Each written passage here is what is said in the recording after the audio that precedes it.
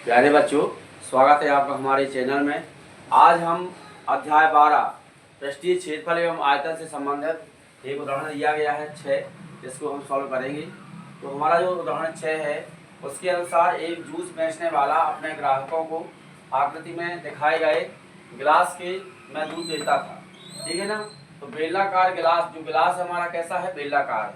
तो बेलनाकार गिलास का आंतरिक व्यास 5 सेंटीमीटर था, परंतु गिलास के निचले आधार में एक उभरा हुआ अर्धगोला था। ये देखें आप, ये उभरा हुआ अर्धगोला दिखाई दे रहा है, जिसमें गिलास की धारिता बहुत ही कम जाती थी, है ना। तो यदि एक गिलास की ऊंचाई 10 सेंटीमीटर थी तो गिलास की आभासी धारिता तथा उसकी वास्तविक धारिता ज्ञात करना है हमें, ठीक है ना।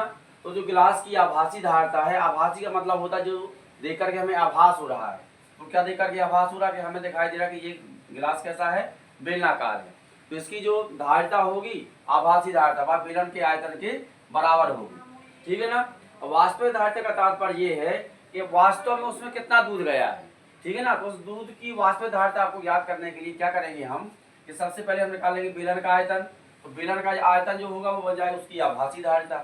अब वास्तविक धारिता अर्थात उसमें दूध है कितना, इसके लिए अपन क्या करेंगे, तो जो हमारी आभासी धारिता है उस आभासी धारिता से इस गोले, जो अर्धगोला बना हुआ है, इस अर्धगोले के कारण उसमें दूध की मात्रा क्या गई है, उसमें कम हो जाती है। तो हम इस बेलन के आयतन से अर्धगोले के आयतन को घटा देंगे, ठीक है ना। तो सवाल में कोई समस्या नहीं है, बड़े आराम से सवाल देखना है आपको। तो इस बेलन का व्यास हमें दिया गया है 5 सेंटीमीटर। तो व्यास आपका 5 सेंटीमीटर है, ये देखें आप। और इस बेलनाकार गिलास की जो ऊंचाई है वो आपको दी गई है 10 सेंटीमीटर, ठीक है। ऊंचाई 10 सेंटीमीटर है और इसका आंतरिक व्यास दिया है हमें 5 सेंटीमीटर, ठीक है। तो सबसे पहले आप यहाँ पर लिखेंगे बेलनाकार गिलास का आंतरिक व्यास, बेलनाकार गिलास का आंतरिक व्यास जितना दिया है उतना आपको लिख देना है। तो आंतरिक व्यास कितना दिया गया है आपको, 5 सेंटीमीटर। ये हो जाएगा अपना 5 सेंटीमीटर, ठीक है। अब व्यास त्रिज्या का क्या होता है, दोगुना होता है। तो 2r बराबर हो जाएगा। तो 2r बराबर 5 सेंटीमीटर की। यदि हम r का मान निकालेंगे तो ये दो किधर जाएंगे, बटे में। तो जो हमारी त्रिज्या है वो हो जाएगी 5/2 सेंटीमीटर, ठीक है। अब चूंकि बेलन में ही अर्धगोला उभरा हुआ है तो जो अर्धगोले का व्यास होगा वह बेलन के व्यास के बराबर होगा। तो जो अर्धगोले की त्रिज्या होगी वह भी बेलन की त्रिज्या के बराबर होगी। तो ये भी आपको यहाँ पर नोट कर लेना है। चूंकि अर्धगोले की त्रिज्या कितनी हो जाएगी, और बेलन की त्रिज्या के बराबर होगी, ठीक है ना। बेलन की त्रिज्या के बराबर। तो अर्धगोले की त्रिज्या कितनी मिल गई हमको, 5/2 सेंटीमीटर। क्लियर है। अच्छा, अब हम निकालेंगे इसकी आभासी धारिता। तो आभासी धारिता का तात्पर्य है जो हमारा गिलास वो कैसा है, बेलनाकार है। तो यदि बाहर से कोई भी व्यक्ति देखेगा वह यही समझेगा गिलास हमारा पूरा भरा हुआ है, ठीक है ना। तो अब जब हम इसका आयतन निकालेंगे तो वही हमारी बन जाएगी आभासी धारिता। तो चूंकि जो आभासी धारिता है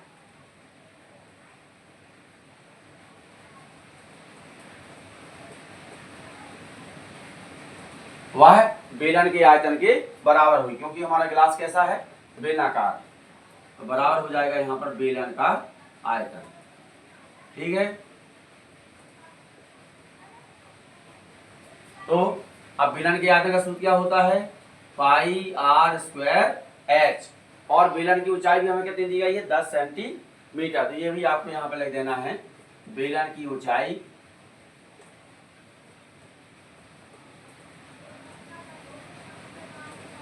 h बराबर है 10 सेंटीमीटर। पाई का मान कितना रखना है आपको, 3.14। पाई का मान रख दीजिए। r का मान दिया है आपको 5/2। तो 5/2 का होल स्क्वायर। h का मान हमें दिया गया है 10, तो आपको यहाँ पर 10 रख देना है, ठीक है। 3.14 की 14, 5/2 का कर देंगे हम आपस में 2 बार गुणा, इस तरीके से। गुणा कितने का कर देना है, 10 का। अब 2 एकम 2, 2 पंचे 10, तो 2 का भाग इसमें देंगे तो 2 एकम 2, 2 एकम 2, एक बार भाग जाएगा, एक बचेंगे, 2 पंचे 10, 2 सत्ते 14, कितना आ जाएगा 1.57। तो जो हमारी आभासी धारिता होगी, आभासी धारिता कितनी हो जाएगी 1.57 गुणे, अब 5 का हम कितनी बार गुणा कर देंगे 3 बार, तो 5 25 पंचे 125, तो 125 का आपको इसमें कर देना है गुणा। तो देखें आप 1.57 में 125 का गुणा करेंगे तो 5 सत्ते 35 की 5, हासिल बचेगी 3, 5 25 3 28 की 8, हासिल बचेगी 2, और 5 एकम 5 2 7, तो 2 सत्ते 14 की 4, हासिल बचेंगे 1, 2 पंचे 10 11 की 1, हासिल बची 1, 2 एकम 2 1 3, और 1 का गुणा करने पर संख्या के मान में कोई परिवर्तन नहीं होता।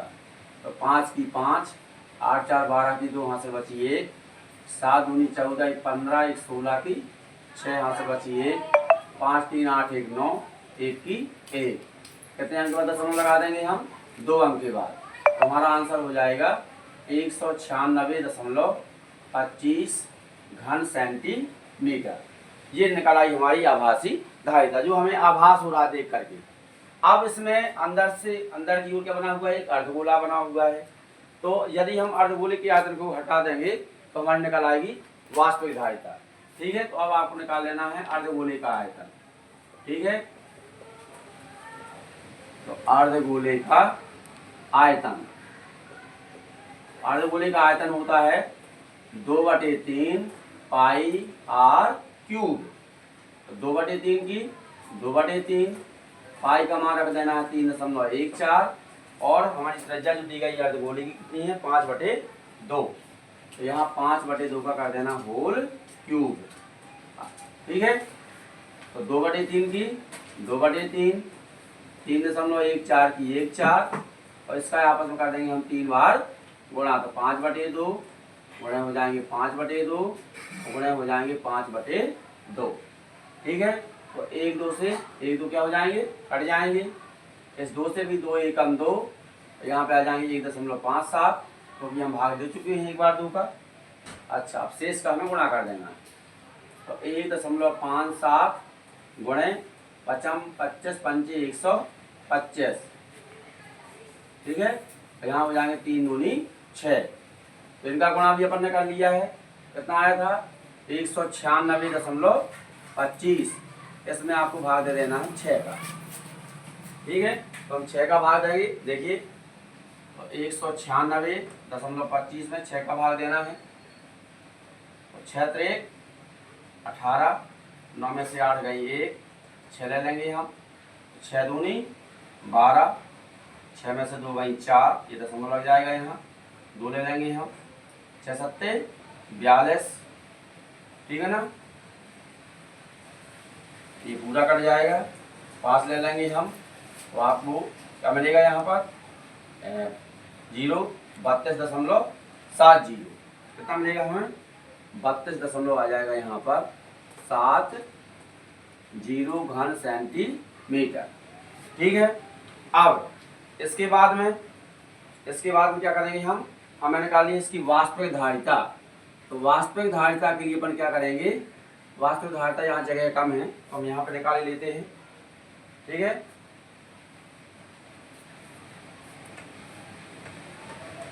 हमारी जो वास्तविक धारिता होगी वो हो जाएगी वास्तविक धारिता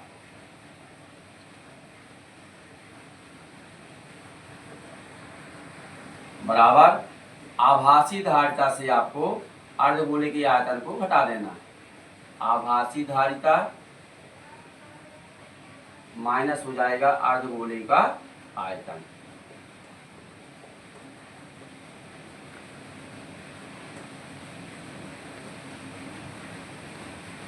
कितनी आई थी हमारी आभासी धारिता 196.25, तो 196.25 और माइनस हो जाएंगे यहाँ पर 32.70, तो 5 की 5, 12 में से 7 गई 5, 6 में से 3 गई 3 और 9 में से 3 गई 6, 163.55 घन सेंटीमीटर। यही गिलास की वास्तविक धारिता हो जाएगी। यदि सवाल में किसी प्रकार की कोई समस्या हो तो इस सवाल को एक बार अपन पुनः देख लेते हैं। ठीक है, तो गिलास हमें कैसा दिया गया था? बेलनाकार। ठीक है, तो बेलनाकार गिलास का आंतरिक व्यास आपको पहले से दिया गया है 5 सेंटीमीटर। ठीक है, तो हम जानते हैं व्यास त्रिज्या का दोगुना होता है, तो 2r बराबर हो जाएगा 5 के। यदि हम r का मान निकालेंगे तो 2 किधर जाएंगे? बटे में, तो उसकी त्रिज्या हो जाएगी 5/2 सेंटीमीटर। अब अर्धगोले की जो त्रिज्या है वह बेलन की त्रिज्या के बराबर है। क्यों बराबर है? क्योंकि बेलन के अंदर क्या बना हुआ है? अर्धगोला बना हुआ है। तो अर्धगोले की त्रिज्या भी हो जाएगी 5/2 सेंटीमीटर। बेलन की ऊंचाई हमें पहले से ज्ञात है 10 सेंटीमीटर। तो हमें निकालनी है इसकी आभासी धारिता। तो आभासी धारिता का तात्पर्य होता है जो हमें देख करके आभास होता है।